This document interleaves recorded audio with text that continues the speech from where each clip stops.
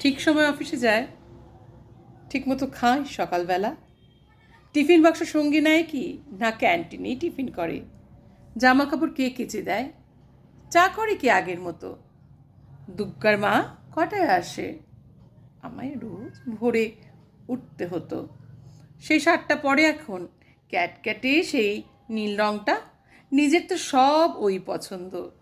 আমি অলিভ দিয়েছিলাম, কোন রাস্তায় বাড়ি ফিরে শিব মন্দিরের জানলা থেকে দেখতে পেতাম।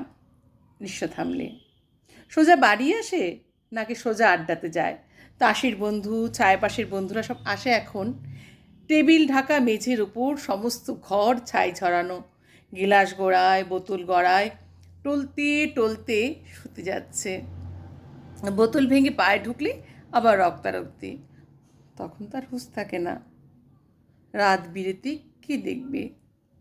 কেন, ওই যে সেই মেয়েটা, কোন মেয়েটা যার সঙ্গে ঘুরতো তখন, সে তো কবেই সরে এসেছে।